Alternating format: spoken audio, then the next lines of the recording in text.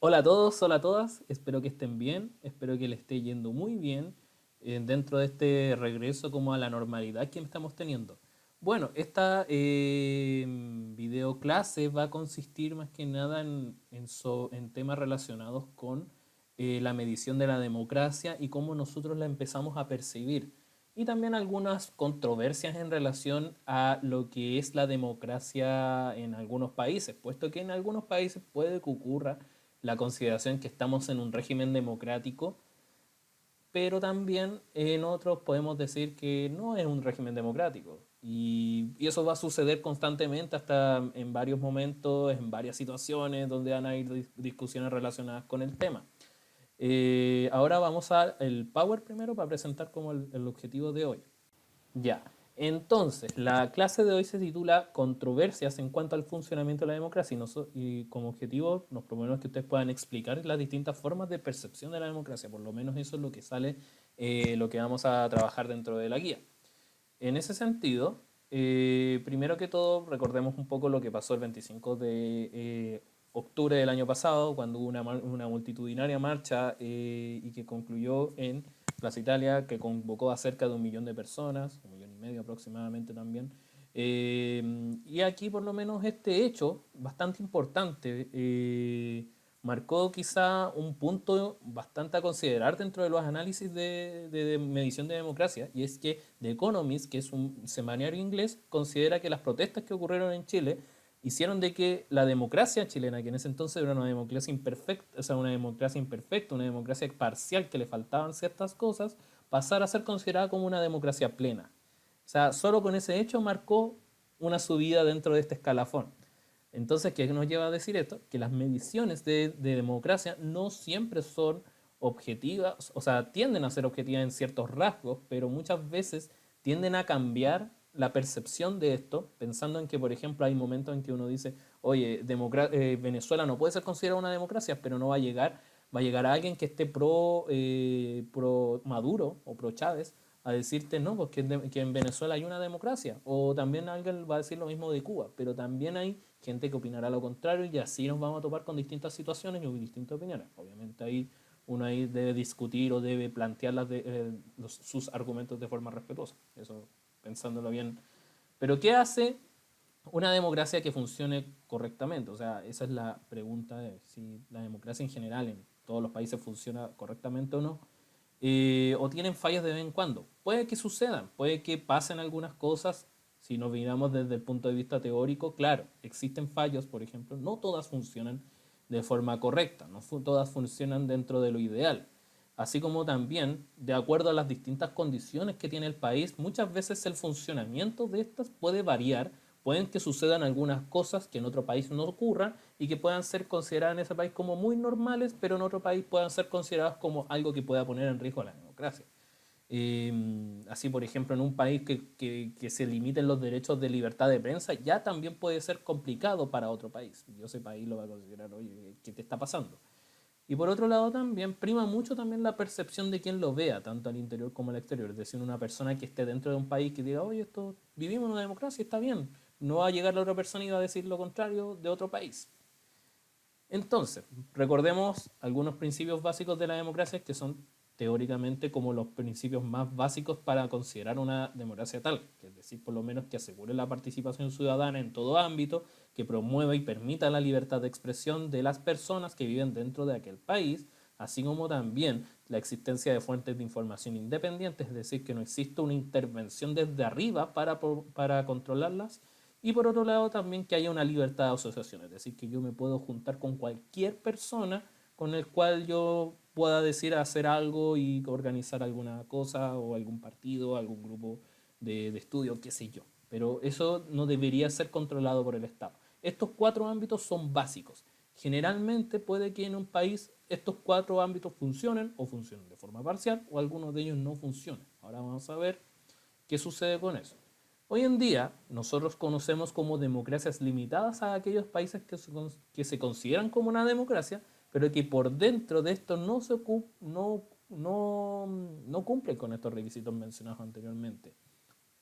Estas definiciones de democracia limitada son bastante ambiguas y tienden a diferenciarse, tienden a ser bastante difíciles como a veces de catalogar o también son muy difíciles como de nombrar, pero hoy en día quizá conocemos por lo menos algunos ejemplos que son bastante más recurrentes. Las democracias limitadas no tan solo son algo actual, sino que ocurren o han ocurrido durante el siglo XX. También eso es, hay que notarlo. O sea, hay cosas o sucesos o periodos de la historia de cualquier país en los cuales, por ejemplo, hay un momento en que hay una democracia sostenible, pero en otro momento empiezan a limitarse derechos o empiezan a usarse la democracia, o sea, las instituciones democráticas con el fin de salvaguardar intereses propios. Y aquí, por ejemplo, que mencionamos la democracia hegemónica, democracia defensiva en segundo lugar y cleptocracia en tercer lugar.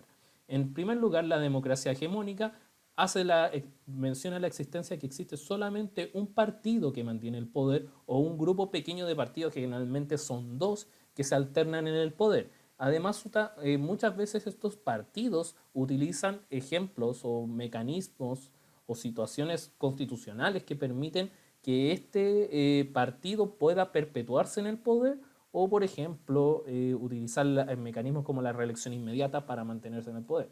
Ejemplo de ello, y esto es para adelantarlo un poquito como la tarea, por ejemplo, que tienen que hacer dentro de la guía, es que, por ejemplo, Cuba, Corea del Norte pueden ser considerados democracias, por este caso pueden ser consideradas democracias limitadas o hegemónicas, puesto que hay un partido predominante y partidos pequeños que supuestamente pelean para mantener una suerte de democracia. Por ejemplo, también si ustedes ahí o buscan ahí casos, también van a encontrar otros también donde pase esto como que hay, o también uno puede entrar en la percepción de considerar a otros países como tal.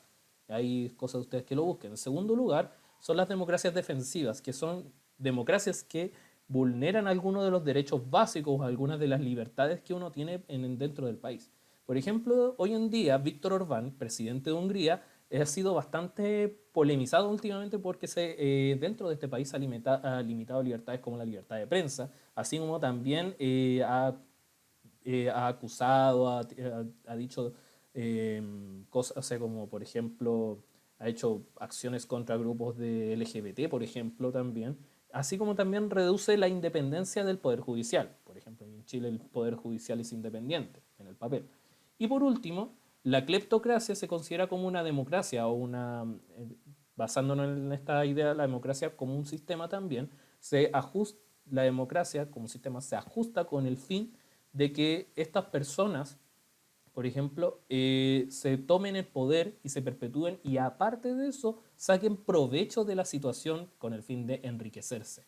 Por ejemplo, uno de estos casos más famosos, bullados dentro de Sudamérica hace mucho tiempo atrás, fue Alberto Fujimori en Perú, que una persona que hasta el día de hoy, a pesar de la edad que tiene, todavía está como en proceso de juicio o intento de enjuiciarlo o de por lo menos todavía le recae el juicio público. Y por otro lado, Suharto en Indonesia, quien tomó el poder casi por 30 años y que murió también hace un tiempo y no pudo como seguir el poder, pero también dentro de eso ahí mantuvo el poder mediante amenazas, corrupción, asesinatos a ciertos líderes de oposición, entre otros, y sacó mucho provecho de esa situación. Como hemos visto, hay hartos temas en relación a las democracias que no tienen mucha consideración que sean democracias si las vemos desde otra perspectiva, pero internamente dentro de esos países puede que sean consideradas como tal.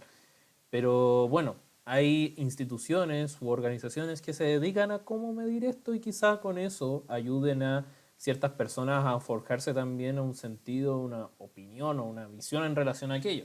Y es por eso que, por ejemplo, instituciones como, por ejemplo, eh, Freedom House, que vamos a ver ahora que son, o The Economist, hacen este tipo de cosas. Generalmente estos índices de medición utilizan rasgos medibles que son visibles dentro de la realidad de cada país y se van categorizando de acuerdo a las necesidades o a la visión que tenga esta misma organización. Y con eso se va definiendo una calidad de democracia. Por ahora destacamos, como les dije, uno de ellos es el índice de democracia de The Economist, que se basa generalmente en criterios como proceso electoral, libertades civiles, financiamiento del gobierno, la participación política y la cultura política. Por ahora nosotros vamos a trabajar más con The Economist porque quizás es como el más completo, el más fácil de acceder. De hecho, tiene un portal muy entretenido, muy fácil de utilizar y que se los presenté dentro de la guía. Y por otro lado está el índice de Freedom House que se basa mucho en derechos políticos o libertades civiles como categorías macro. Desde ahí se van dividiendo subcategorías que son bastantes por cada uno de estos dos categorías. Y ahí donde se va abriendo el abanico de posibilidades de cómo medir una democracia. Este es la última medición de The Economist del índice de democracia y estos generalmente utilizan la nomenclatura de denominar, por ejemplo, democracia plena o democracia débil o democracia endeble, podríamos mencionarlo, un régimen híbrido entre democrático autoritario aproximadamente y ya de por sí los regímenes autoritarios. Vemos acá, por ejemplo, en el mapa que países como Rusia o como China son considerados por el índice de Economist como países autoritarios. En desmedro, o sea, en contraste, por ejemplo, países como Canadá, Suecia, incluso Chile entran en la categoría de democracia plena, o Australia también incluso. Eh, y por último, quizá mencionar un poco los pros y los contras de estas mediciones. O sea, ¿por qué yo diría por qué estas mediciones pueden ser buenas por un lado? Sí, tienen sus pros que, por ejemplo, traigan las mediciones los más objetivas o completas posibles. O sea, tratan de tomar cosas que suceden en la cotidianidad de estos países para poderlas plasmar dentro de esto. En segundo lugar, tratan de abarcar la mayoría de categorías posibles. Eso es, esto en pos de que aquí voy a llegar a un contra también que tiene, que muchas veces ocurre de que los estudios intentan abarcar lo más posible. Por un lado, puede traer un beneficio, sí, pero para otro tiene una dificultad que va a hacer que el estudio pueda ser muy costoso, muy demoroso. Entonces vamos a trabajar con lo que hay por mientras. Pero por otro lado, claro, pueden que sucedan sesgos dentro de la medición. Y es posible que, claro, ¿por qué se dice que o sea, Rusia no es una democracia, sino un régimen autoritario? Pero para otros, porque existen instituciones democráticas, sí puede considerarse como un régimen democrático. O sea, ahí puede que choquen, porque ahí hay un sesgo o una visión coparcializada de la realidad. Y también pueden que muchos de estos estudios no consideran indicadores clave, como por ejemplo que indicadores que hoy en día son bastante notorios, por ejemplo la respuesta a la voluntad popular, que eso va de la mano, por ejemplo, con las movilizaciones sociales en caso de que no haya una respuesta por parte de las autoridades en relación a aquello.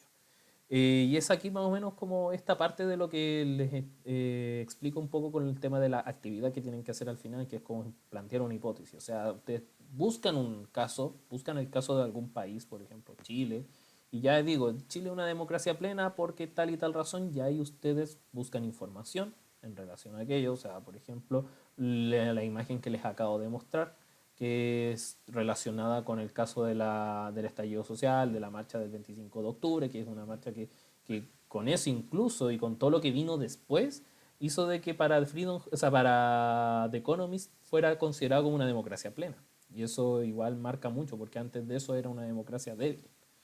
Y ahora, más que nada, podríamos decir que Chile tiene o sea, tiene organizaciones sociales que se están rearticulando con la sociedad y eso también es una visión incluso que puede ser considerada. O también, no sé, podemos decir que Rusia es un régimen autoritario. ¿Por qué? Porque Rusia tiene un líder que está apernado en el poder como Putin y que se apernó incluso hasta el 2036, si mal no recuerdo, y por las tantas razones que ha sido modificar el sistema democrático que tiene Rusia a su antojo. Bueno, con esto terminamos por hoy. Espero que les haya gustado, espero que haya quedado claro más o menos como la idea que les quería comunicar un poco con respecto tanto a la guía, con respecto a al contenido que estamos trabajando y que ustedes puedan trabajarlo de acuerdo a las necesidades que ustedes comprenden que se puedan hacer durante este entonces. Cualquier duda o consulta me la hacen llegar por Instagram, me la hacen llegar por correo, por favor, y yo voy a estar atento ahí y espero que esta guía la entre a tiempo para poder trabajar un poco con retroalimentación la próxima semana. Así que eso, chicos, que les vaya muy bien y nos estamos viendo.